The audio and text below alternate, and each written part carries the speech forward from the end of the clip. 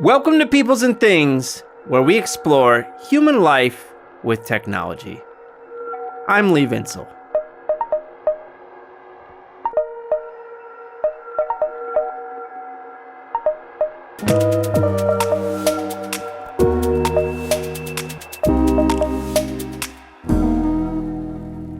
Hey everybody, I got my PhD in history and policy at Carnegie Mellon University, specializing in the history of technology.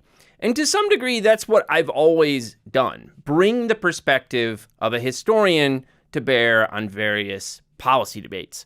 But there's another side of my experience there at Carnegie Mellon that is perhaps less apparent in my work.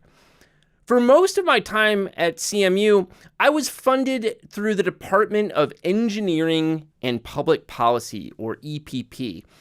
And I was funded by a large National Science Foundation grant called the Climate Decision-Making Center, which brought together engineers, scientists, economists, historians, decision scientists, and others to study complex technology policy issues around climate change. Being around EPP left an enormous impression on me and shaped the way I look at things. And one of the reasons this is true is because I believe that EPP folks like Granger Morgan, for instance, had strong arguments for their positions. So, for example, at one point or other, you may have heard me talk about just how lousy human beings are at predicting the future. And I don't mean just a little lousy, I mean like thoroughly down to the core lousy. And in many ways, asking experts about the future, which is something lots of folks from journalism to academics do, is even worse. Expert understandings can get you a lot of things. Having insight to the future is not remotely one of them. And moreover, as Granger Morgan and David Keith argued in an article, maybe the worst way to think about future of all is via narrative. Narrative has all kinds of problems, but among them is that narratives about the future tend to make us overconfident in our knowledge of the future, which we don't have. And there's lots of other things I first learned in Carnegie Mellon's Engineering and Public Policy Department that after many years of analysis and thinking, I still believe in a deep way. And here's one of them. It was a kind of article of faith in the Climate Decision-Making Center that there was no single magic bullet technology that was going to save our asses from climate change, which is still true. Rather, the best way forward was a complex mix of technological and habit changes that we could achieve through a variety of policy tools. So the idea is that we need to turn away from a focus on any individual technology to a process that leads to a bunch of different positive technological changes. Now, if you hold this idea in mind, I think you should be worried about the place plug-in electric vehicles hold in current public chatter about climate change. To be clear, I'm pro-EV. Our transportation sector creates a lot of greenhouse gases. EVs are a necessary move in the right direction, but a kind of fetish has developed around this technology. Part of it is probably has to do with things like Elon and Tesla and people coming to think that EVs are sexy. Part of it probably is that humans simply have a hard time dealing with complexity, and focusing on a totemic technology is just cognitively a lot easier. But the focus on EVs leads to a number of problems. First of all, even if we switch completely over to EVs, this still leaves huge portions of greenhouse gas output untouched. Transportation creates about 27% of greenhouse gas output in the United States. EVs can cut down on that significantly, but that still leaves 73% of output, and deep industrial processes that create emissions, such as the production of steel, plastics, ammonia, and concrete, get far less attention in public conversation about climate change. EVs aren't even close to a magic bullet. Moreover, the focus on the EV as a single technology, here you can insert like a Playboy centerfold type shot of a Tesla or whatever, totally neglects how these vehicles fit into much larger systems. This includes where and how we are going to get the materials and minerals to build all the EV batteries, the effects of EVs will have on our electricity grid, particularly at the local distribution level, and so many other things. Mercifully, there has been good reporting on some of these issues recently. I have particularly seen some good pieces on bottlenecks around mining for batteries. But I feel like we are very lucky to have a new 12-part series, a systemic examination of limits around EVs titled The EV Transition Explained at IEEE Spectrum magazine by Robert Charette. Now, I've been saying for years, one of my favorite things about my job is how many neat people I have met over the years. This became particularly true when I was working with Andy Russell on getting the maintainers going. The maintainers idea just brought out so many interesting folks out of the woodwork, and from all kinds of sectors, from industry, nonprofits, policy analysis, academia, the gamut. And Bob Charette is one of those folks for me. Bob is an engineer, a consultant, and a businessman. He is a contributing editor at IEEE Magazine and the author of several books and many articles on risk management, project and program management, and technology adoption. As some of you know, I am obsessed with the topic of why organizations so often fail in adopting digital technology and software systems, and turns out this is something Bob has written a lot about. And so Bob has many overlapping interests with me and with Peoples and Things listeners. In his 12-part series, The EV Transition Explained, Bob brings his perspective as a systems engineer to bear on electric vehicles, and doing so raises a number of difficult and fascinating issues. What follows is a wide-ranging conversation where Bob and I chat about the series and what he found. I had a lot of fun chatting with Bob. I hope you enjoy it. Hey, get excited!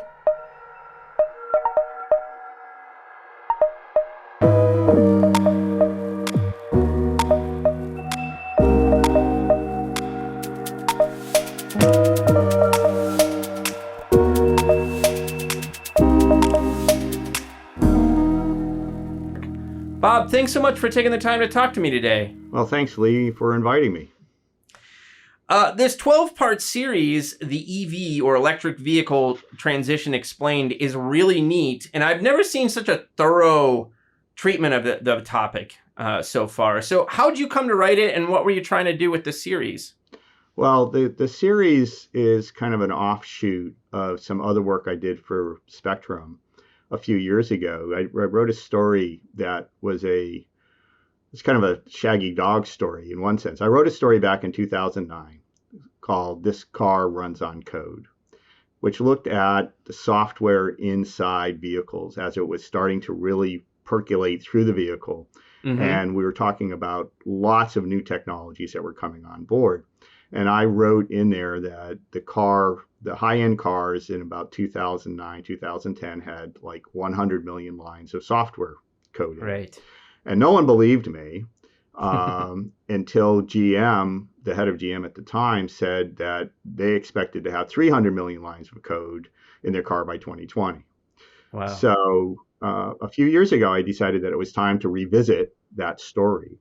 So I wrote a fairly lengthy piece called How Software is Eating the Car, which basically takes a look at how much more software is in the vehicles today and how much more would be expected to come if you were having, say, autonomous vehicles, which numbers range from 500 million on up, which is a staggering amount when you consider that the top U.S. fighter jet only has about 40 million lines of code.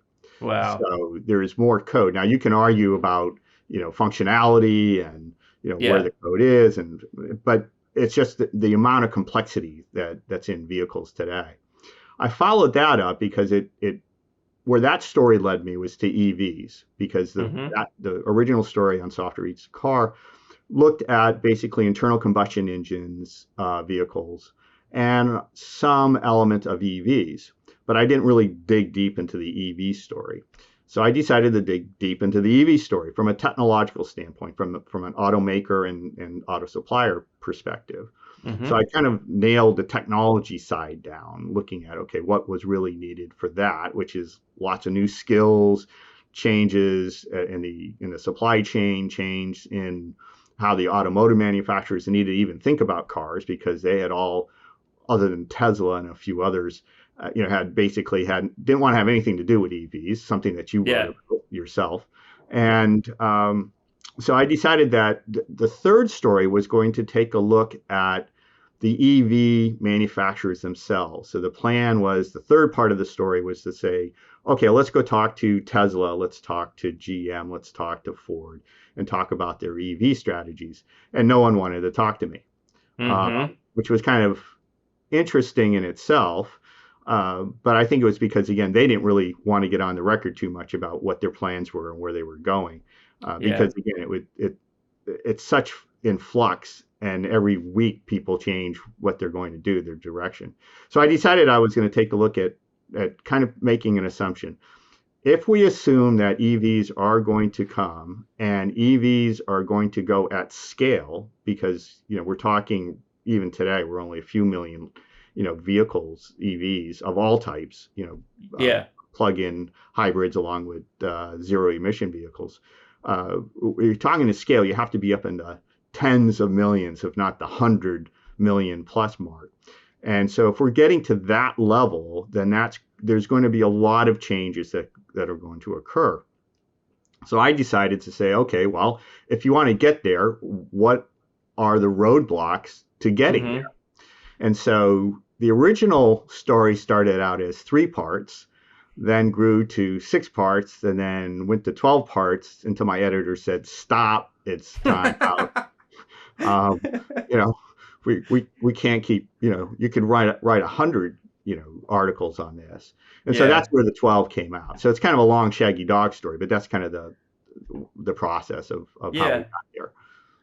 No, I think it's great, man. And so when you write, I've looked at your other stuff, lots of your other stuff too. You tend to pull back and look at things in a kind of systemic perspective. That's part of what you're up to. Do you think of yourself as like a systems engineer? Is that your background, or how do you think about your Yeah, identity no, in that way? I'm a systems engineer. I've worked on extremely large scale systems in government, in commercial, um, in I mean, just in almost every area of industry, except maybe petrochemicals.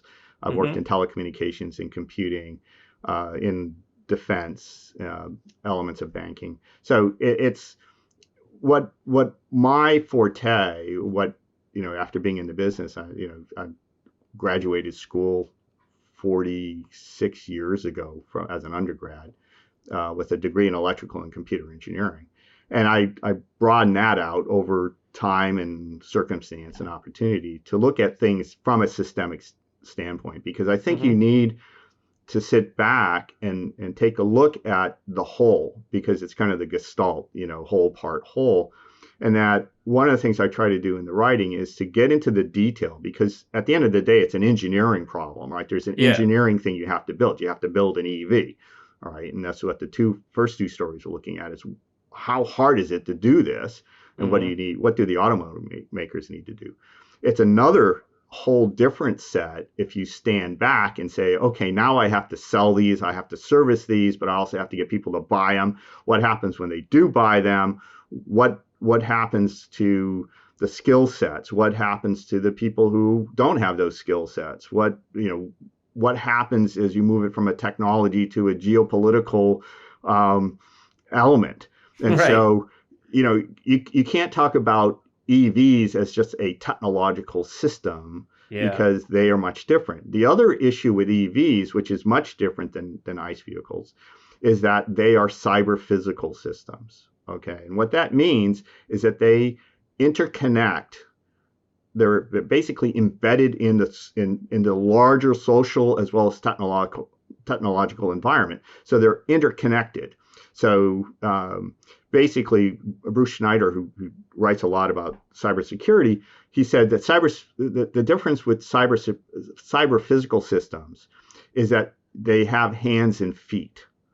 Is Mm-hmm. that they now can actually cause physical damage, or they can connect and provide benefit. So now you have an EV, which by definition is now interconnected communication wise, as well as, um, physically within the system. And so it's Mm-hmm. connected to the energy systems, it's connected to communication systems, it's connected to government systems that are monitoring it. So all of a sudden now you have a big difference, Mm-hmm. And the other element is that because it's software defined, the mechanics of the vehicle itself is divorced from the mechanical side. So Right. you don't need to have a steering wheel with a tie rod, right? You can just have Right. a game controller to move the Right. car. Right. And in fact, what you can do, and this is what's happening elsewhere, is that with EVs, you have people who you can buy a subscription to a vehicle which is driven by somebody else. Wow. So it can be remotely driven, and Hmm. there's startups who are offering this as a service now. So this is a totally different beast, and so the Mm-hmm. implications from a technological, societal, economic, personal perspective is much different. Yeah. So I want to ask one more background question before we Yeah. start to like hop into different elements of this. You've written for a long time on a broad array of subjects, including why software systems so often fail in organizations, which is one of my favorite topics. Um, how has writing fit into your career as an engineer and consultant? Because there's a lot of people who do the kind of work you do who don't write. So how has this been connected to you as someone who's worked in industry for so long? Well, I don't know. When I was an undergrad at the University of Massachusetts, I took a lot of journalism courses, and part of it was because friends of mine were reporters, Mm-hmm. and they were kind of an eclectic bunch themselves. Most of them had worked for the Stars and Stripes um, while they were in the Army or after the Army. So lots of my peer group were combat vets, and they had gone into journalism. They're a few years older than me. And so I've always been interested in writing. Mm-hmm. Um, I'm still consider myself a budding writer. Mm-hmm. I think I still have even though I've written a lot, I haven't quite got my peak yet. But so it was always one of the things that was really hard for me to understand was why engineers didn't like to write, Mm-hmm. because we do some of the most interesting things that exist. Mm-hmm. Uh, and so people when I was in school and even after school and working in the research labs in the Navy, is that people would much rather code than they'd want to write about what they were doing. Mm-hmm. I had somewhat of a knack for it, I guess. And again, through my connections to people in journalism and in magazines, I just was able to create that career. I've always found it important.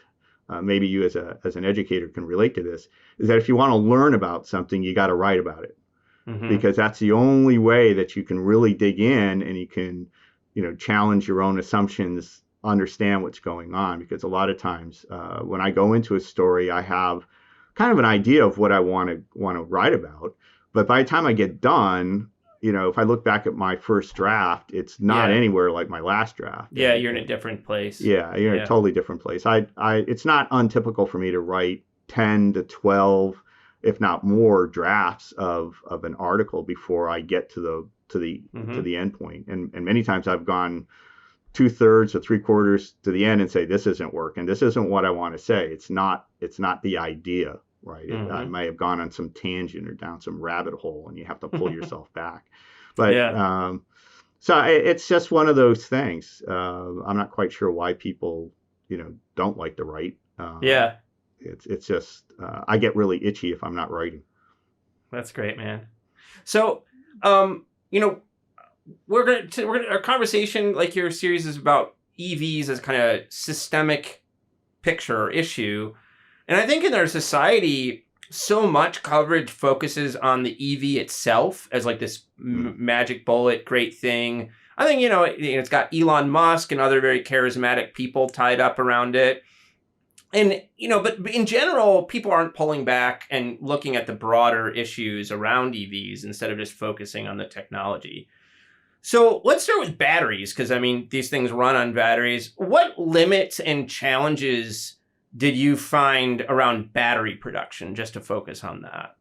Well, the battery issue is one of these really interesting ones when you really start to dig into it. what I found was that there's a number of different elements with the battery, because the battery itself has a set of systemic issues as well. We can talk about batteries from their chemistry, and there's lots of different chemistries out there. But that chemistry depends on particular minerals like cobalt and lithium and graphite and other things. And so there's different combinations that people have. But one of the things about batteries is that they're heavy, and therefore, you have a weight issue with the EV.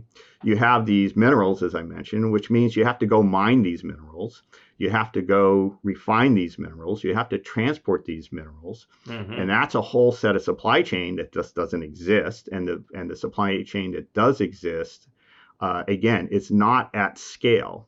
Mm-hmm. And it's normally about 75%, depending on who you read, is controlled by China, or by sources outside the United States. Yeah. So you have that issue, which again, all of a sudden now, some people talk about you're swapping oil for minerals in terms of the geopolitical security. So you have that issue.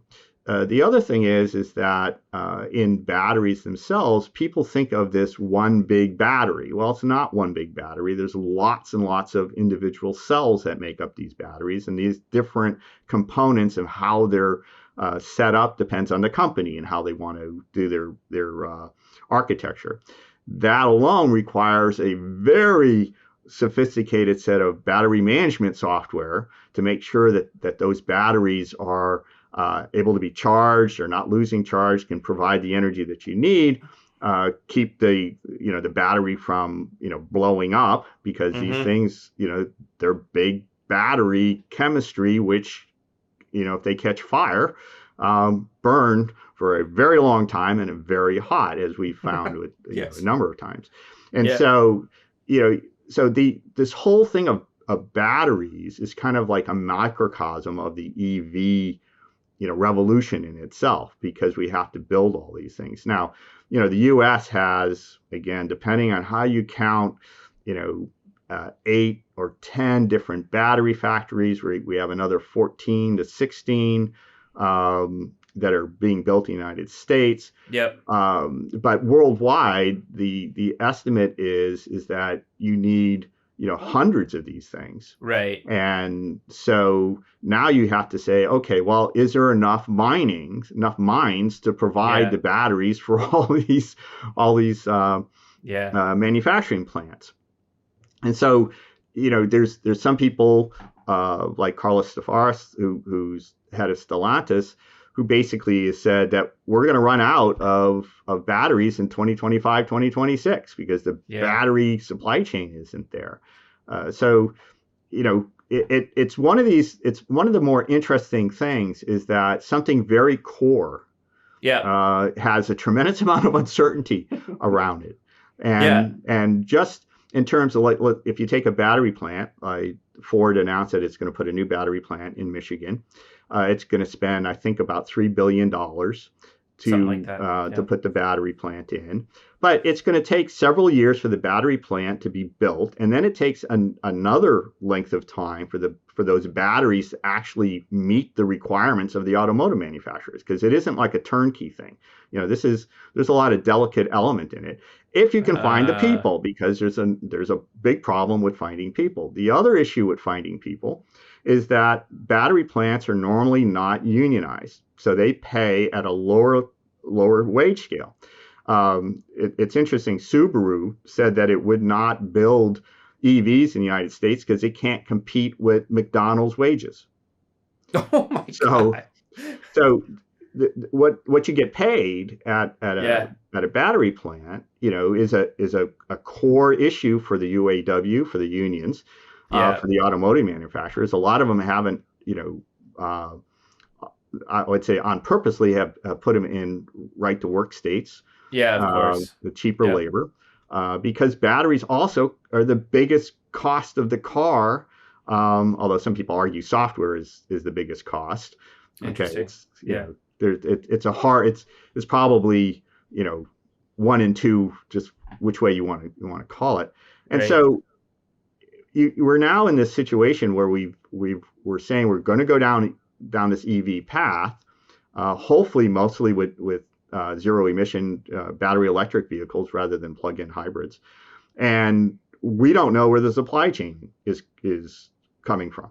Yeah. And so it's not only us, it's China, it's totally Europe, you Australia. Everybody has made these commitments to getting rid of the banning ICE vehicle sales by 2035 for the most part, some even earlier like the UK.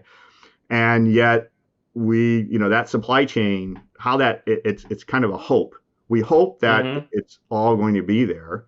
And we hope that all the dates that we put in actually, come to be. So, that's just one element of this whole, EV transition that you need to worry about. So let's go to the opposite. We start with batteries. Let's go to the opposite end of the kind of systems story, I guess, in one picture anyway, and talk about the electricity grid for a moment. So tell us about the limits there and why, you use Palo Alto in your story as a kind of case study. Why did you find Palo Alto helpful to use? Well, I think there's a big debate, in whether or not the grid, the electrical system will collapse if you add more EVs. Yep. And if you do the numbers in terms of just the wattage or voltage or power, whatever, measurement you want to use, you could say by 2030, the grid will not collapse because of the EVs. Okay. If you just do kind of high level math. But if you actually then say, well, what about at a local area? Then the math becomes totally different. Okay. Because one of the problems that EVs have is they draw a lot of power. And they draw a lot of power from your local transformer that's around your house, the pole transformers. Now, it turns out that uncoordinated charging of EVs can reduce in fact, if you had 6 to 7, it's estimated, uncoordinated charging of EVs in a neighborhood using L2 chargers, which is your 240 volt charger that you'd have rather than just your standard plug, will reduce the lifespan of a 30-year transformer to 3 years. So most of the transformers in the United States are 25 years or older. So it doesn't take a genius to figure out that, if you start putting EVs with L2 chargers, which is the preferred charging method that people would like to have because it's faster charging, you can charge overnight without any problems, or in 4 or 5 hours if you're partially charged, now becomes a major issue for the local utility at the distribution level, because you have to remember the grid is made up of 3 parts. It's made up of power generation, transmission, and then distribution. So it's the distribution area. So when people talk about it's not going to take the grid down, they're talking about the actual power generation element. Right. And even that, people will argue with you about 2030 to 2035 if you go to renewables, but that's another issue. So at the local area, I use Palo Alto because I came across a story that said that Palo Alto, which is the city of EVs, right there in California, has highest percentage of EVs in the country.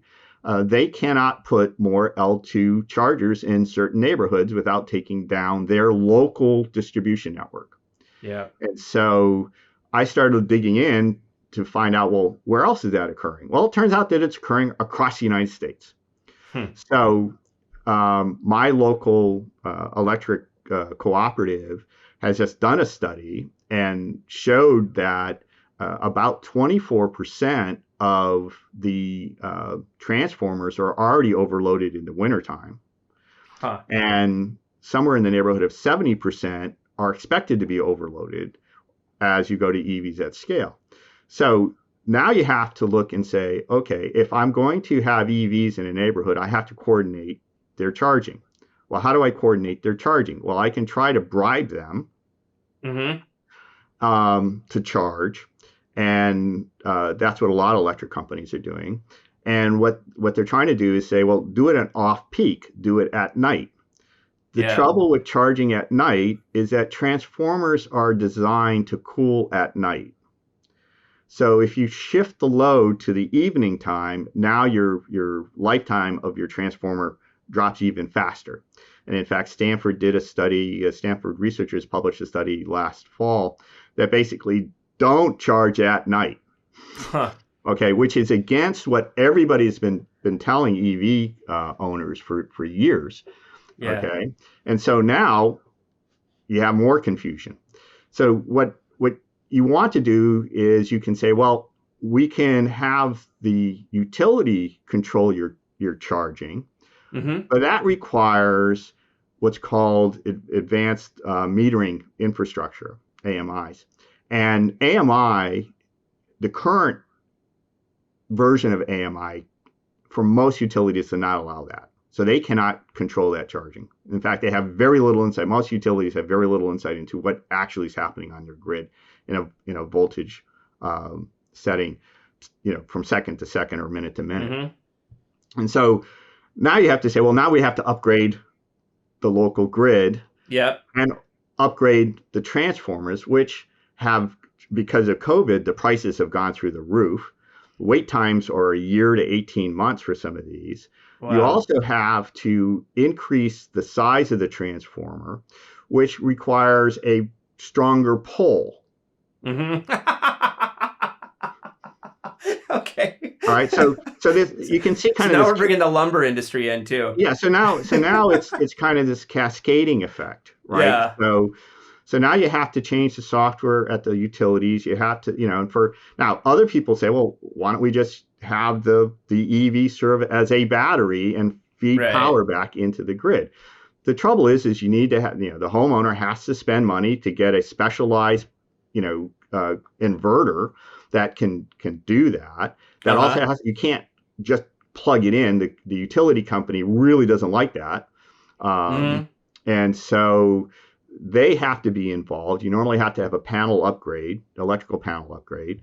And you need to have a lot of EVs to send the power back onto the grid.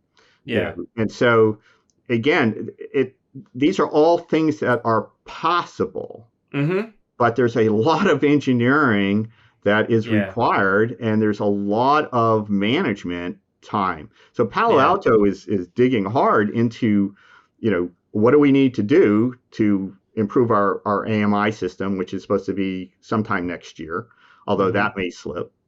They're looking at improving their transformers, but again, they're on a wait list. They're one big issue is that they can't hire skilled lines people to work in Palo Alto because it's pretty bloody expensive, in Silicon Valley.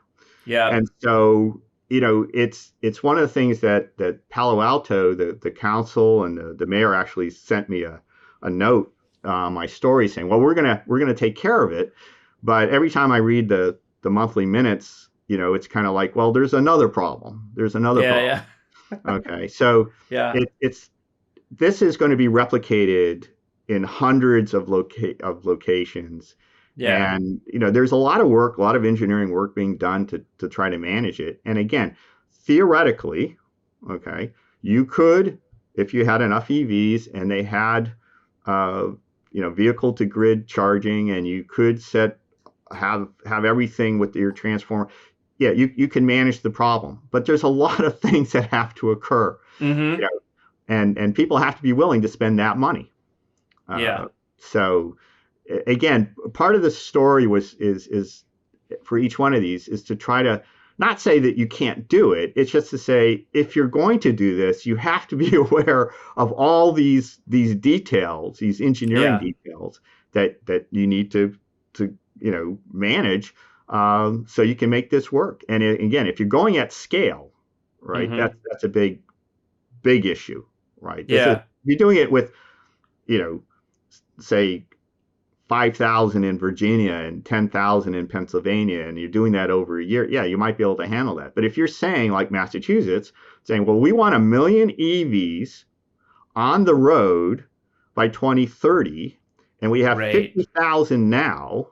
Well, if I do the math, okay, I'm talking about, 100,000 EVs, more than 100,000 EVs a year, every year, Yeah. popping up in Massachusetts, which doesn't have a grid to support it. So again, it's easy to talk about a solution if you're talking about small numbers. But if you're talking about hundreds of thousands, you're talking about millions or tens of millions, that's a whole different ballgame. And I think, again, people, especially politicians, don't quite appreciate, the kind of the kraken that they've unleashed with this thing. Yeah, I mean, I just checked that California's mandate is all electric by 2035, right? And other states look like they might head in that direction. But, again, that just seems, it's like being obsessed with Elon and just thinking about the car. It's just like, all right, we're going to get all these EVs. But have you seen any state level policies yet that also take into account the electricity grid and what you need to do with that? Are people building in that? Yeah, people are looking at it, but the problem is that there are so many people involved in approving a grid, right? Approving even a transmission line, just one that's local may take 10 years of permitting to get through. Okay, yeah. So even if there's tremendous amount of renewables ready to go onto the grid, but it takes a long. You can't just, again, it's not a plug and play. You have to be very careful because the grid is very, very fragile. Yeah. And it's very fragile in certain states versus others in certain cities. And so remember, there's thousands of electric companies, right? There's lots of producers. There's lots of people on the transmission line. Some are regulated, some are not. So again, there are so many people involved at the very local level, all the way to the federal level, not counting all the state and everybody else who's involved, that just getting anybody to agree on something is very difficult. It's not uncommon for a decade or almost two for new transmission lines to be put into place. And so if you're saying I have this date of 2035 and I'm expecting to have N number of million EVs, then you can compute the amount of power that you need. And if you say, well, I can't support it that way, I need to go to vehicle to grid, then you need to say, okay, well, how am I going to do that? And so, but I don't see anybody, sitting back and doing the real detailed analysis that you need, even in a particular state. And even like in California, what's happened there is that they've had to cut back billions of dollars in environmental spending to help with the transition to not only to EVs, but heat pumps and other elements of trying to combat climate change with electrification because of the budget. And so, there's an assumption that government is going to have rebates, that they're going to, if they don't have any money, you don't get any rebates. And this is what's happening in California. Poor people have bought EVs expecting a rebate and then find out that the government, that California isn't funding it. Wow. And so when they do fund it, they may get their rebate a year or two later. Well, that doesn't help them a lot. Yeah. So again, this is, it's hard to really understand. I understand in one sense why there's a big push, because you're looking and you're saying you need to reduce the temperature climb that we're being projected, and so you need to push hard. But on the same, you want to do it smartly, right? Yeah. You don't want to get to a point where this is actually going to cause backlash more than already exists. And so, it's these types of things that kind of drive me nuts, because again, a lot of the engineering studies are now just being done. Yeah. Which follows policy by years. Yeah. I've had a couple friends who work around the auto industry tell me that the auto industry thinks that hybrids are actually a much better short-term solution to these issues, but they don't get as much play. Did any of the folks you interview about these issues talk about that? Yeah, just about every one, but none of them will go on the record. Yeah, exactly. I mean, All well, right. that shows you something, right? I Yeah, well, think. even like with Toyota, Toyota has been pounded into the ground by saying that hybrids is a way, as a transition point. Yeah. And it's basically they've had a change in leadership who've now, the new, president of Toyota is now saying, well, we're going to move much stronger into, Yeah. zero emission vehicles. But if you're taking a look at technologies that are not only in the laboratory but have worked out with low heat engines that can be put into hybrids along with larger batteries that can basically get you the local mileage, then they are, I think, a great way to get to where you want to go, get your reduction in carbon quicker than if we go with an EV route and we make EVs so expensive that only a small portion can afford it, or you have to Yeah. spend hundreds of billions of dollars, in rebates to try to, Yep. attack that problem. And so, people don't like to talk about it because that's part of the issue is that a number of environmentalists say, well, you need to get rid of all fossil fuels, so that's just going to keep fossil fuels around longer, and so it makes it harder. I can understand that argument to a degree. There's also an argument that lots of people, especially with plug-in hybrids, don't plug them in, right? They just use the gasoline motor. But again, I think I don't know how true that is. I've read different stories on that where some say that happens, some say it doesn't. But part of it too is that, part of the issue gets us into this charging element. If there is public charging that's ubiquitous, then, why wouldn't you plug in your hybrid, Right. your plug-in hybrid, because it's cheaper than paying for the gasoline. Yeah. So Yeah, to yeah. me, it doesn't make that argument doesn't make a whole lot of sense, So I actually wanted to go to public chargers next anyway, so Okay. you're teeing me up perfectly. All right. So, like what limits did you find around those? And one thing I wanted to mention, you and I have talked about this. My buddy Aaron Gordon, who's a journalist at Vice, he did an article or two on fast charging stations, and one of the things I learned about through him is that like the super fast chargers, I can't remember the specs on them, but they use as much electricity as like 230 households or something like that. I can't remember the exact figure, but it's something like it's north of 200 households. Yeah, they call it a small stadium. Yeah. And so like, you can imagine that working in some states, but any state where they're still using like fossil fuels to produce electricity, the trade-offs there seem like pretty unclear to me.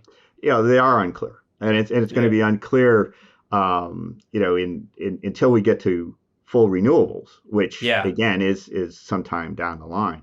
In certain countries, for instance, in Europe, your EV is going to be much more dirty than your petrol vehicle, because how they generate that electricity.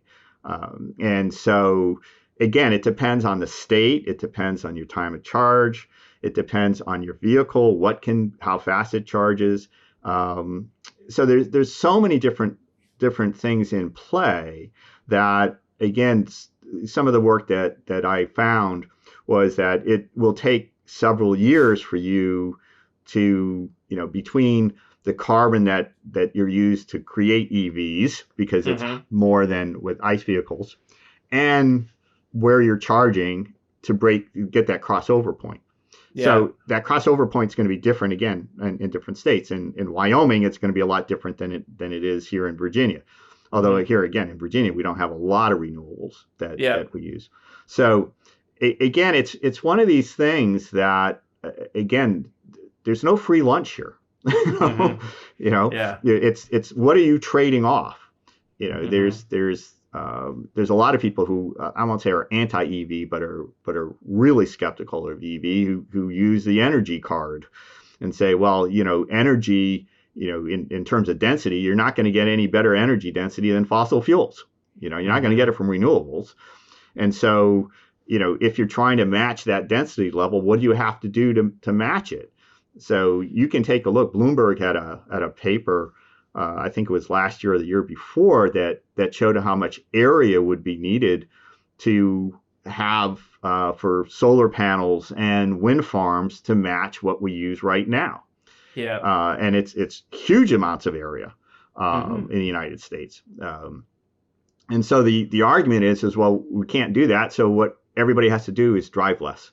So that's, again, that's the next thing. If you can't get there, then what you have to do is what's the other trade-off you have to do?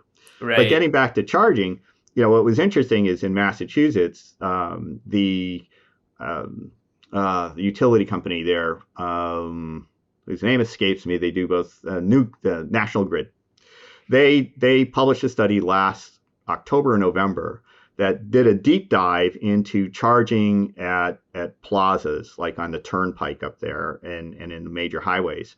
And what they found was that they need not like 5 fast chargers, they need 25 fast chargers at a plaza, right? Which requires you to tap into the transmission lines, right, with a new substation. And those that's a small town. Okay, that's the amount of power of a small town. Now, they say they're lucky because the transmission lines run in parallel to most of the main highways in New England. And so but even they said, well, we have to start planning now because it's going to take us 10 years to drop a line to these plazas. So, the Biden administration says, well, I want 500,000 chargers, not charging stations, as people say, but these are chargers. Yeah. And they looked and said, you need 20 times that number. And so, again, it's, these are the real engineering numbers that, again, as I said, people are only now starting to take a look at and say, okay, well, what is that power draw? Okay, how long does it take to permit it, to get it, just get a contractor? Because even for themselves, they can't spend their whole life just doing EV, charging. They have other things that they have as well. And as I said before, there's big skill shortages in the utility market. Oh, yeah. Yeah, it came out around heat pumps, like you were mentioning earlier. There was all these visions of going massive heat pump all across the nation, anywhere where it makes sense. And then people have done the analysis and found there's nowhere near the workers you need to get this done, and no sense of where they would come from, right? Right, and they're not trained up. And the costs are much higher than what people thought. At one time they were talking maybe almost like for like. You take out your furnace, you put in a heat pump. And they found that it's not like for like, it is more expensive. And so that creates another set of rebates that states are now trying to put out. But again, like in Massachusetts, I'll pick on them. I grew up there, so I can pick on them. But they want 1 million EVs. They want 1 million heat pumps. And they would like to have 1 million solar panel installations. Yeah. So how are you going to do that? Right. And then who can afford it? Because even though their medium income is higher than most in the United States, there's not a lot of people who can afford to do all three. Yeah. Right. Totally. Yeah. And even if you say, well, your total cost of ownership will be less, well, that doesn't help me pay the bill today. No. Okay. So it's kind of like, jam tomorrow isn't a really good argument, to. Yeah. I think a lot of my friends are, they ride bicycles to work, and they're big advocates for mass transit and all these things. And I wonder sometimes, this is their argument, is that EVs are a way of stopping, kind of trying to not have other kinds of conversations we could have about how to shift things. Because we've come, the U.S. is a very driving centric nation. Mm-hmm. That's how we built our cities. And even I lived in Maryland in College Park for a couple months. That city is not made to walk around in at all. There's lots of places where you're basically walking on the side of a highway. So it's I don't know. What do you think about that? Do you feel like that the we're fixated on it because we want to just preserve the way we've been living for the last 50 odd years or however Well, long? yeah, I think again, it's a friend of mine, John Leslie King, who's a professor emeritus at the University of Michigan, who studies public policy and introduction to technology.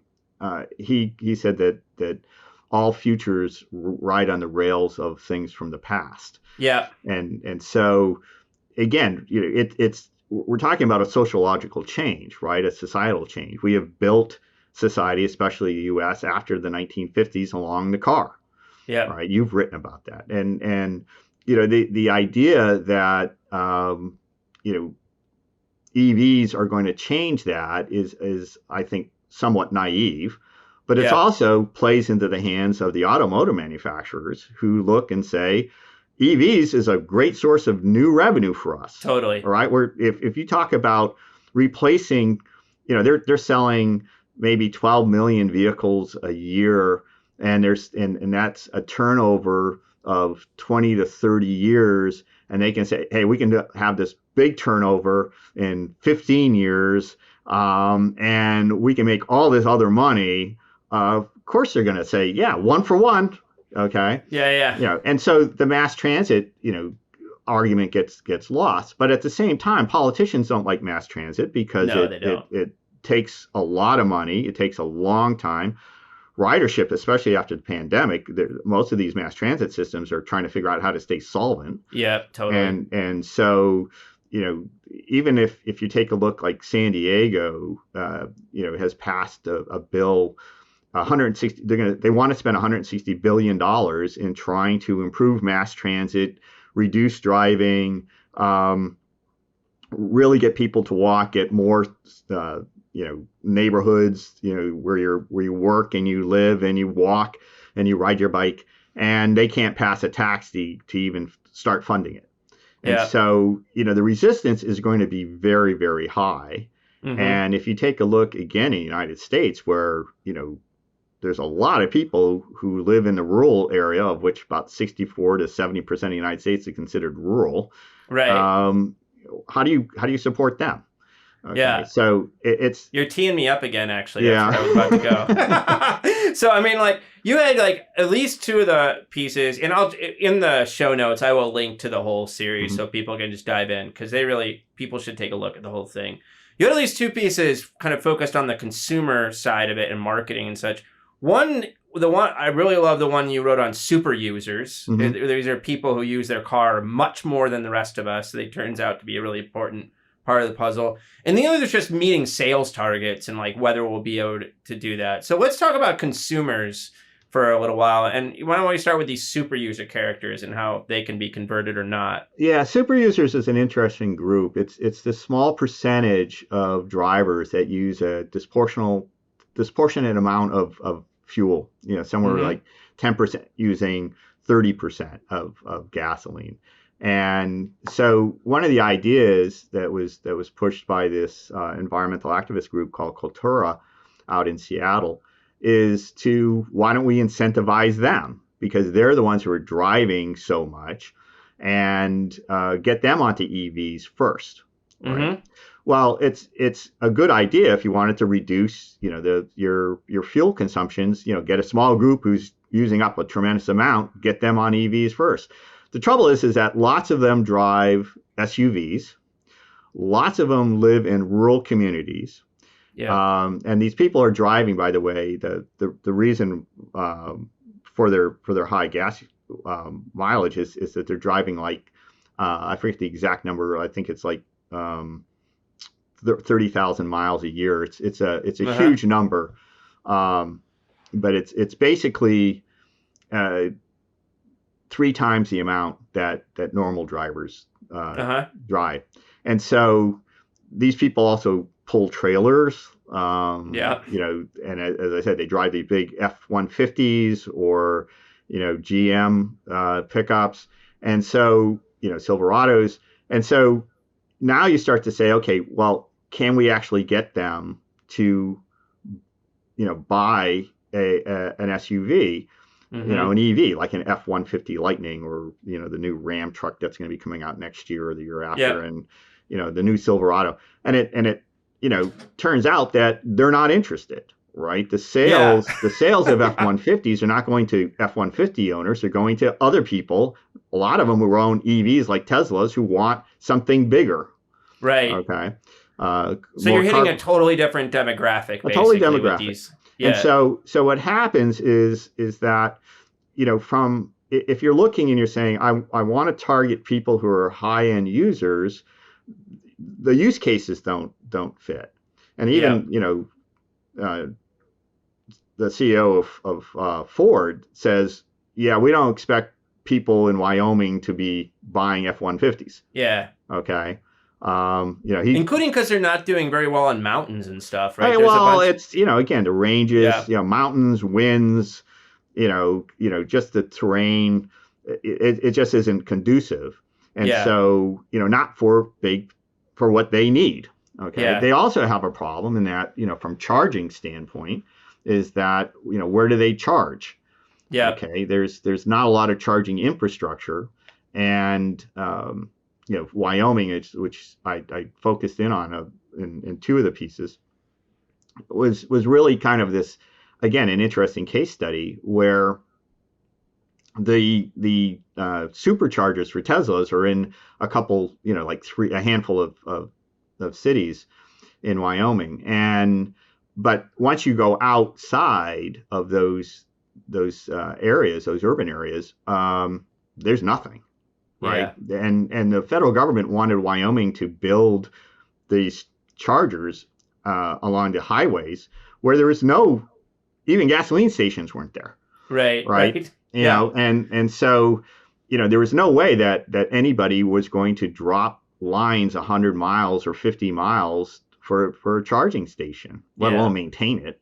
Right. So, again, it's one of these things that, maybe technology in the future where you can have solar powered EV chargers and do it so you can have fast chargers with the batteries and make it economical.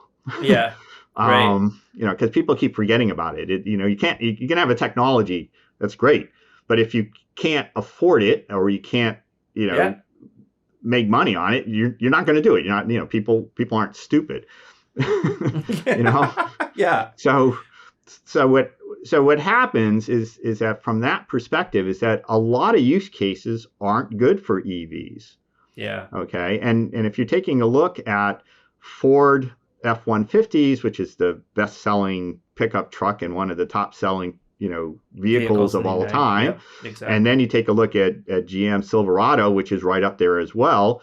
And you're talking, 30 million of these things that are out on the road right now. And, sedans are dead. And so what's interesting, again, from a car manufacturer is that, people moved away from sedans. You can find stories, less than a decade ago saying, SUV is king, sedans are dead, station wagons are dead, right? You might have some crossovers, but it's still an SUV. Right. And what are these guys trying to do? They're trying to get people back into sedans or call them SUVs, except they're really tiny. And so, again, it's going to be this clash between, the use case, what people want and what they've had, and what, the manufacturers are going to, give them. And and they're not cheap. Right? We haven't reached that point of a mass-produced, reliable. No, I mean, Tesla keeps having to pull up the numbers. Elon was fantasizing about getting them down to whatever, 30K or whatever it was. Yeah, 25 or 30 is what he wants to do. But again, if you're making so much money and you're selling out, even dropping your price by, 10, 12, 15 grand, and you're still making a profit of, 10 to 12, why would you give that up? Right. Yeah. And totally. It's, he's altruistic, but only to a point. Yeah. So have you looked at sales numbers and projections? Because obviously there's states talking about going all electric by 2035 or whatever, but and I know that during the pandemic there were sales went up a bit. That sales have been moving up, but it seems to me that there's a big gap between what the policymakers want and what consumers are actually doing right now. Yeah, this is again one of those interesting, numbers change almost daily. Mm-hmm. The Biden administration has set out a number, 50% of sales in 2030 are going to be EVs. Okay. Hopefully mostly BEVs. Okay. The automotive manufacturers back in 2021, as the EV hype started to really take off, predicted that it would be they would sell between 40 and 70%. So they thought that they would really get by that 50% goal. The most recent studies show that they're expecting between 20 and 40%. So it's going to be below that goal. And even some people think that people are right now honing in at about 30%. But you can find some, some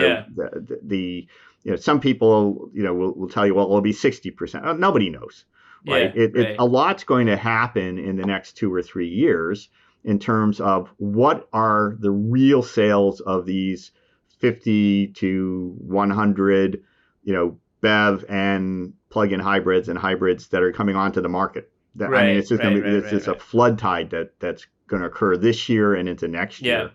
And I've written on basically an emerging EV war, because again, if you take a look at all the numbers of models that are coming on, and you take a look at potential buyers, there's not going to be a nice fit, because these models, so many models coming on board, the automotive manufacturers have to produce enough to make it profitable. Right now, like startups like Rivian and Lucid are losing 100 grand. Yeah, plus. Rivian stock is in the garbage. Well, but they're losing 100,000. Well, why not? If you lose $100,000 for every car you sell, right, it's better for you not to sell anything.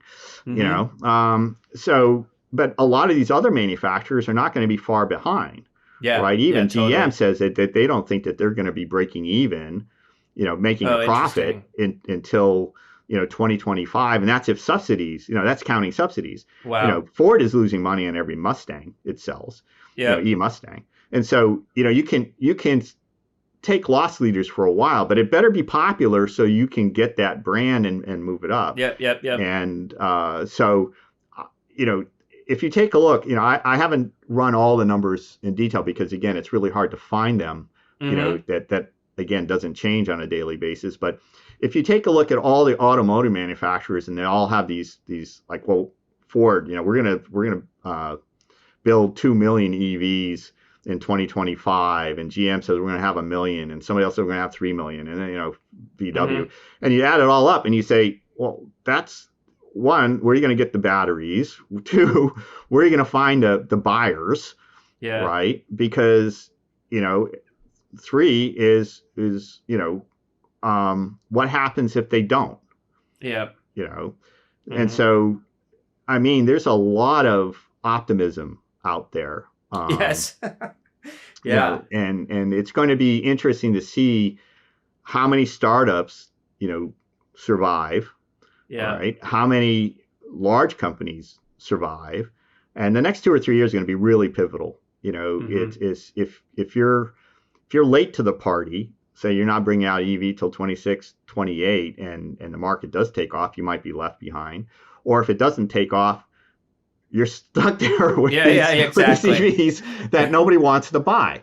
And so you have to have something, totally different in terms of what your offering is. So, I wouldn't want to be an automotive manufacturer, and I really wouldn't want to be a supplier, because the suppliers are under even more pressure, because the EV manufacturers are all telling the suppliers, we want you to cut your prices to us. And they're like, well, wait a minute, you've been forcing that for the last decade on ICE vehicles, and now you want to have it even more on EVs. Okay, so what's in it for us again?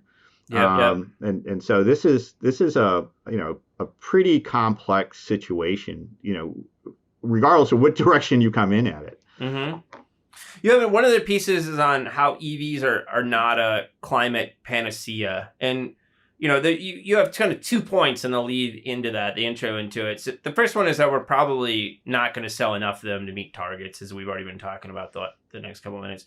The other thing is that we need to change so many other things. And like, I think that this is another thing about the kind of sexy fetish that's the EV. It just hoovers up attention as if this is like the change that needs to happen.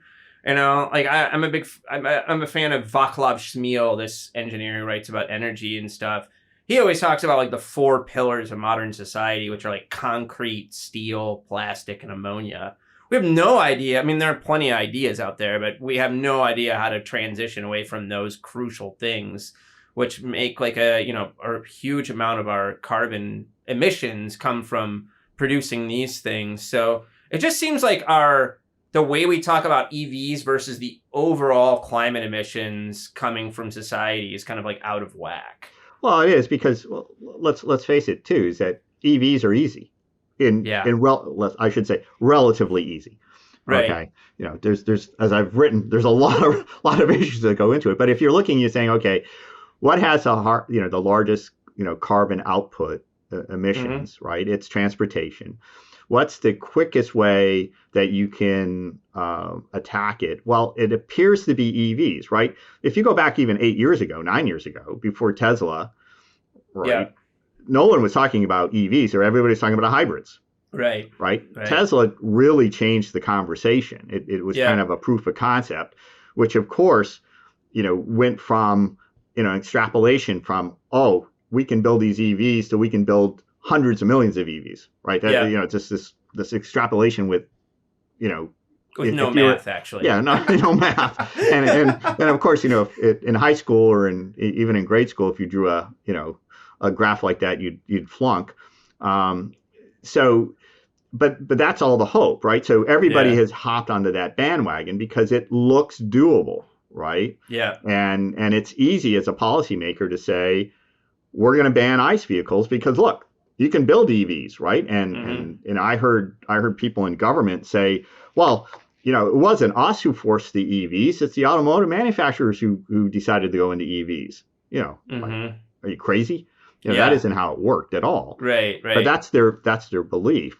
Now, the other thing is that politicians don't want to talk about other lifestyle changes because they know that they're really walking into, the proverbial third rail. Yeah, right. Totally. And so, we see the fight right now over gas stoves.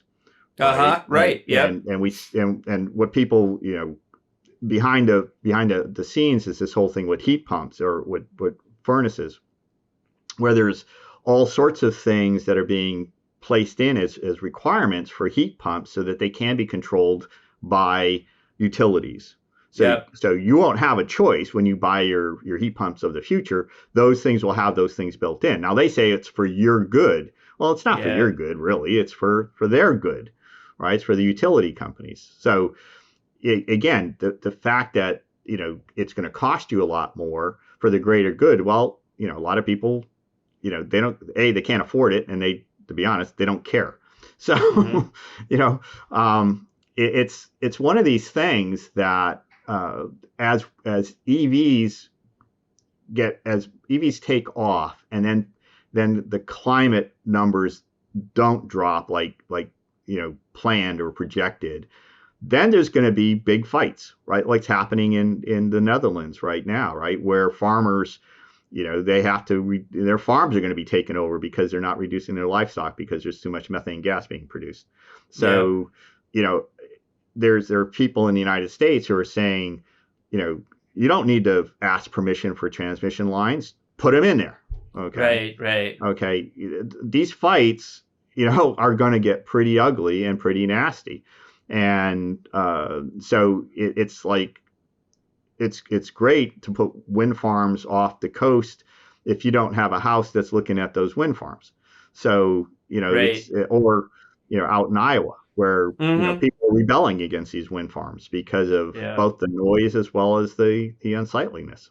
So again, this is not going to, EVs, are the tip of the spear. But I'll tell you what, there's a lot that's coming, behind that tip. It's kind of like that proverbial light in the tunnel. Okay, there's a train behind that light that's coming as well. Yeah. Well, and I think I got stuck in an airport on Sunday, and I ended up talking to this guy who, is a conservative Catholic guy who works for a corporation in Detroit.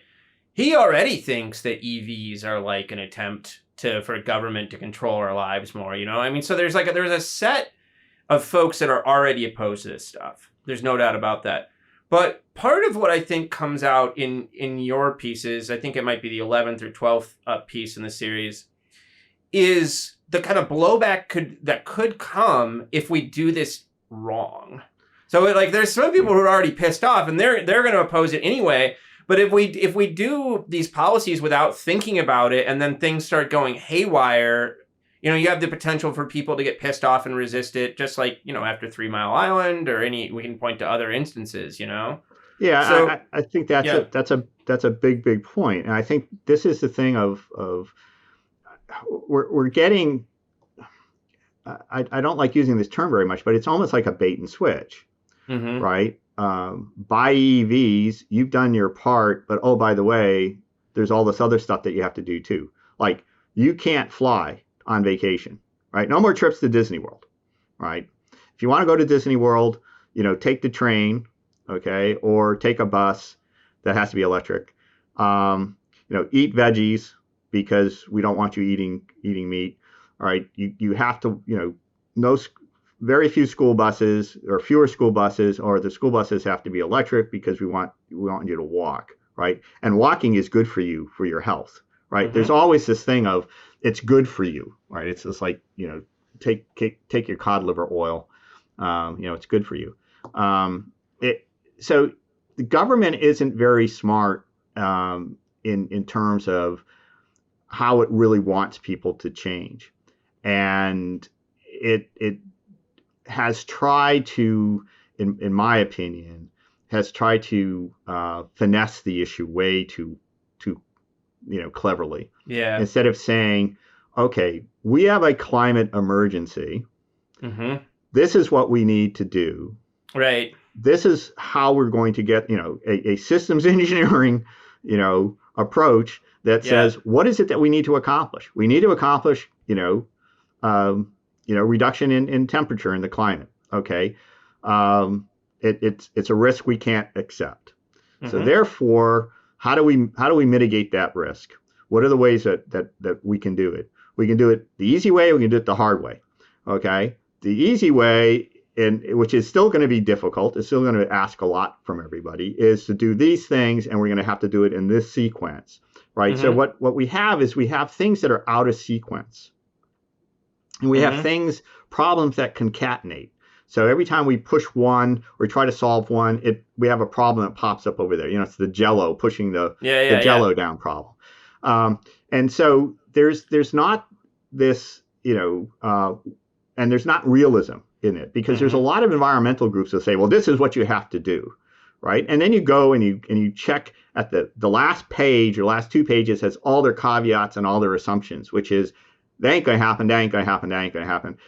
It's like, all we need to do is wait for solid state, batteries to turn up, and the issue will be solved. And it's like, okay, but betting on unproven technology isn't a really good, systems engineering strategy. So if you're looking at these things, it would be a lot better to say, okay, this is the priority. These are the things we're going to do first. We're going to get our electrical grid really in good shape, because that's one of the basic things that has to work. It has to be reliable for any of this stuff to happen. Exactly. And because believe me, you want to see pushback, you have a blackout in the middle of wintertime, or you have neighborhoods out because transformers weren't replaced in wintertime and people are freezing, and say what happens, somebody dies. Yeah. Right. And so now, they're not thinking about these events, these sparking events that could easily happen to turn people, not against this, Yeah. And so if you're going to do this, be straightforward with people and move forward. People think that they read the piece, I've been criticized on both sides. They're saying, well, you're anti-EV.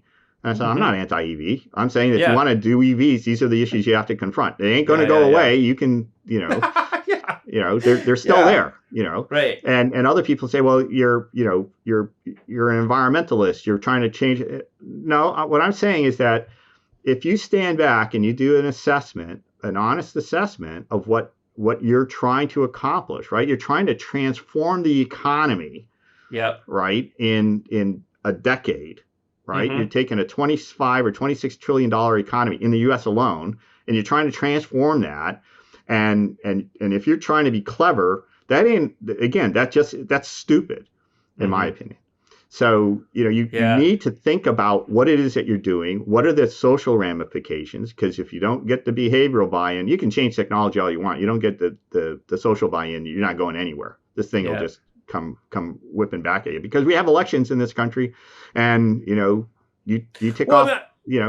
I think if you look at where Biden and the Democrats are at, just look at this past summer when gas prices went up, and here's Biden, like the pro-environmental president, saying he's going to do everything possible to get gas prices down, And it's like, if you think like those gas prices, I mean, granted they're high and they're hard on a lot of Americans who are having trouble making ends meet anyway, but that's nothing compared to what we need to do when it comes to a lot of this climate change stuff, And so I think like you see like the limits for the politicians. They can talk positively about EVs, but the real selling these massive changes we have to get through, they just can't do it in an honest way. They're talking out of both sides of their mouth. Yeah. Well, and again, even with that, the thing is that you could still, like with the transition to hybrids and plug-in hybrids along with EVs, right? Or even, we're looking at the miles per gallon of cars in 27, 28 being up in, pushing 60 miles a gallon, right? And so, it's an issue that, I haven't seen anybody really say, okay, well, if I have a car that's 80 miles a gallon, how's that compare in terms of carbon output, right? And so it's these types of things that, again, we just don't have any honest conversations about, right? There are people who are really anti-EV, and I mean they'll use everything in their discussions to say this isn't going to work. And we have people who are pro-EV who any bad news, is buried it's a conspiracy or whatever. It's discounted. And so it's, as an engineer, I deal with physics. Physics doesn't care what you think, and so you have to deal with the reality. This is so. In each of the pieces, there was this little blurb that came along with it, and it says, in reviewing each article, readers should bear in mind Nobel Prize-winning physicist Richard Feynman's admonition: for a successful technology, reality must take preference over public relations. For nature, with a capital N, cannot be fooled. I thought that was beautiful. I'd never heard that Feynman quote before, but was that Well, Feynman had used that in his Challenger descent when he was on the Challenger 1, the main Challenger panel. I was on the second Challenger panel that looked at software. But, his admonition, which was to, because again, NASA was trying to sell the space shuttle as a space truck, right? And it was reliable. You could do it. There was no issue. And this thing was an experimental vehicle. And so Feynman, was trying to bring people back to the reality where, the loss, NASA was talking about losses of 1 in 1,000 or so shuttle launches when it was closer to 1 in 100, if not less. Yeah. And so, if you can't be honest about what's going on, you're going to get burned, right? At some point in time, any assumption you make is a risk that you've accepted, and people forget that. I'm not really. People don't like me talking about stuff at parties because I'm a risk analyst, right? I'm not the, but again, but it's clear though, what's interesting about all this too is, and we've talked about innovation, is that, innovation comes about because of risk, right? The whole thing is that, that people buy new technologies because they manage risk. John Bernstein, who's a historian, basically said all technology is about managing risk. And so if you apply this correctly, if you think through all the issues that are involved in the transition to EVs, then there is tremendous opportunity. There is an opportunity to make those changes that you want. But if you hide the risk, or you fool with the likelihoods or the consequences, or you don't look at the assumptions that you're making, then that opportunity is going to be a pit. And that's and what I worry about is that if this isn't handled very well, and you said this as well, is that this could really cause a lot of social chaos. And so if the goal is climate change and managing climate change, then start with that and then work your way down. Not oh, we got this. Let's do this little bit here. Because it's something we can do. EVs unfortunately fall into that politicians do something list. Totally. Okay. Yeah. And so it's one of these things that just it bothers me, but at the same time, I've been around for a long time. I've seen this happen over and over again. Yeah. And this is just on a bigger scale. Yeah. Yeah. Right? Yeah. It is kind of like leaders of a corporation getting excited about some new software package or computer or something like that, and pushing it instead of thinking through the fundamental problems they have as a corporation, isn't it? It's part of what we do. Well, one of the things too is that I didn't have a chance to write, but we had talked about was this whole thing of maintaining these systems, right? Yeah. Who's going to maintain? Yeah. What's one of the biggest problems right now with chargers is 20% or more don't work. Yeah. Right? They're not being maintained. And so, I've talked to some very innovative charging companies who have ways of addressing that. But, if, you put out millions of these EV chargers and, millions don't work. Yeah. Right. Yeah. All right. Yeah. People are going to be pretty annoyed. Oh yeah. Right. Totally. And so again, it's the transition also has this thing of, again, that I didn't write about in very much detail, of stranded assets, right? What happens to all these, fossil fuel refueling stations, all these big, storage tanks, all these things that we have in the ground.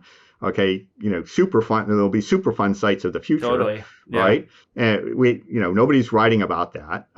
We have issues right now, we know, in recycling of solar panels, right? They're very devilishly expensive to recycle and hard.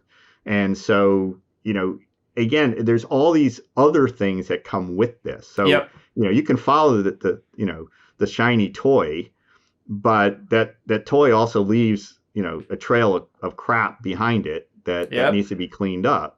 And so, again, one of the future stories I hope to write is just on maintaining. Okay, let's get to this future. Okay, but how are you going to maintain it? How many people do you need to maintain it? How are you going to maintain it? Yeah. What happens if you have a software glitch in your AMI system that is recharging cars and instead it fries them all? Okay. Right. So, we already have issues where in certain chargers, I'm not sure if you've seen some of these stories where people have gone with their cars, they've connected up their EV to the charger, and there's a glitch in the charger, and you can't get the charger off. Oh my gosh. Okay, it owns your car until they get a tech to come out and turn the charger off. So, we're talking a lot more software, a lot more opportunity, and I don't think that a lot of this stuff has really, in a lot of the infrastructure has the quality control that we would be expecting, because this is a gold rush.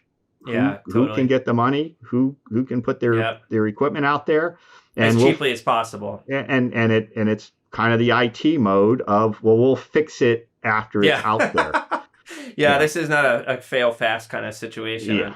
Yeah. So the series is great. I really am grateful to you for writing it, just because I think there's nothing out there like it so far. What's next for you? What you're going to think about maybe doing this maintenance piece? Do you know what you're working on next? Yeah, well, I'm looking at at this charging thing, especially Mm-hmm. charging for apartment buildings and for Uh-huh. multi apartment buildings and things, because that's a big issue, right? There's Yep.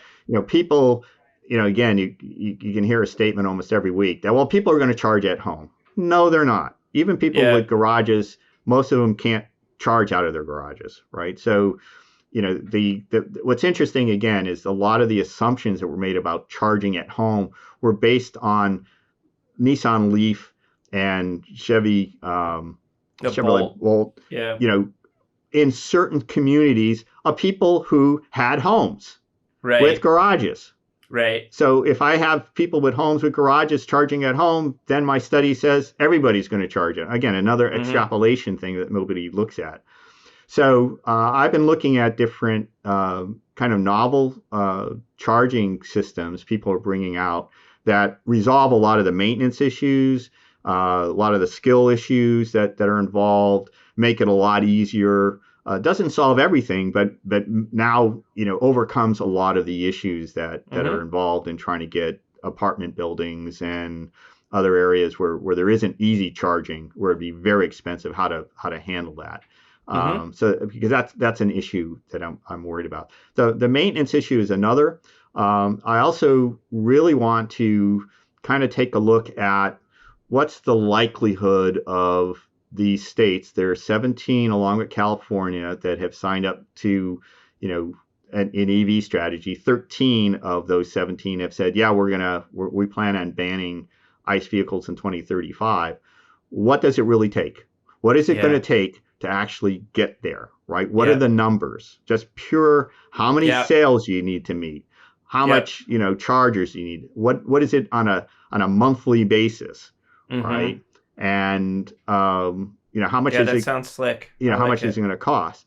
Yeah. Another area that I'm looking into, and of course, somebody will probably try to beat me to the punch on all these, but is just all the claims of how many EVs these manufacturers are planning to produce in 2025, 2028, 2030, and see, okay, what's that really going to take, Yeah. right? What are the real numbers? And For if you minerals and for all the minerals yeah, yeah, and yeah. for Yeah. for again, you have transportation, right? Yeah. One of the reasons that battery plants are next to production plants or vice versa is because the transportation costs of batteries is Oh, it's so high. it's They're incredibly so high. heavy. They're Yeah. not only heavy, but the safety factors, Yeah. right? Now think Yeah. about, would you want to have a train of, 10,000, lithium batteries for your cars coming through your neighborhood on the railroad? Oh my Right? God. People complain Make about oil. Think yeah. about these, right? Yeah. And Yeah. so, there's these other things that again come into train, and Yeah. so it's this other area too that I'd like to explore more, which I didn't really have a lot of time to, was the unintended consequences, Mm-hmm. right? Both large and small, because these are, again, this is how you either get people to buy into it or you get people to rebel against it. And it's these Mm-hmm. unintended consequences that I think are going to be really key. And again, haven't been explored in any detail. Yeah. Um, what's funny is this. I used to live in the UK. I didn't read the newspaper very often. I was reading more of the Financial Times, but the Daily Mail has kind of taken upon itself to take a look at unintended consequences of EVs in the UK. Mm-hmm. And some of these are really very wild, Hmm. and that you don't think about. They were one of the first ones to take a look at weight, the Brits, at weight in parking garages. If you Uh-huh. put too many EVs, they're not built for EVs with the extra weight. Interesting. They're Oh, worried about interesting. collapsing. All Wow. right, they won't take them on ferries because of the lithium Yeah. batteries. All right, it turns out that if on holidays there's been these really long lines of people waiting to charge their EVs, and in Mm-hmm. certain districts the people are getting ticketed. Um, Ah. so Right. Because they're coming all the way out on the road. right, and there's Yep. also the things that you read about, again in some of the press about people parking their EVs to charge and then leaving. Mm-hmm. Right? There was a interesting story in Australia about somebody you know doing that at one of the chargers. And then when he came back, they asked him, well, where were you? And you've been gone all day. He says, well, I went out ballooning. So I see. So it's kind of like, again, this whole, there's issues like in the West is that, you can't charge your truck with a trailer. Yep. Because of the way where they're set up. Where they're set up. There's lots of chargers that are not set up for handicapped people. Totally. Okay. Yep. There's lots of chargers that are out there in the open air. Okay. Yep. So try being an old person. Yeah, your grandmother going to go and charge. Yeah. Okay. And so again, the story always comes back to, well, people are going to charge in their garage, and it's like, again, think. That's all I'm asking people to do is think. Well, Bob, thanks so much for taking the time to talk to me today. This was a lot of fun, just as I knew it would be. Well, thank you, Lee. I had a good time, and hopefully I won't get too much hate mail.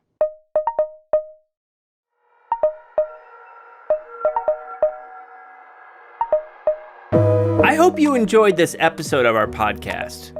You can reach us with questions, comments, and suggestions at leevinsel@gmail.com or by following me on Twitter at STS_news or on YouTube at People's Things. Our podcast is distributed by the New Books Network, the leading platform for academic podcasts, so that you can find us wherever you get your podcasts. People's and Things, like most things in this world, depends on the work of many people. I want to thank my brother Jake Vinsel for writing the music for the show. I want to thank my buddy Juliana Castro for designing the logos for the podcast. You can check out her work at julianacastro.co. Joe Ford is the producer for the podcast, and Mandy Lamb is the production assistant. This podcast and other People's and Things programming are produced in affiliation with Virginia Tech Publishing and supported by the Center for Humanities and the University Libraries at Virginia Tech. For information about other podcasts from Virginia Tech Publishing, visit publishing.vt.edu. For the entire People's and Things team, I am Lee Vinsel. And most importantly, I want to thank you for listening. Thanks.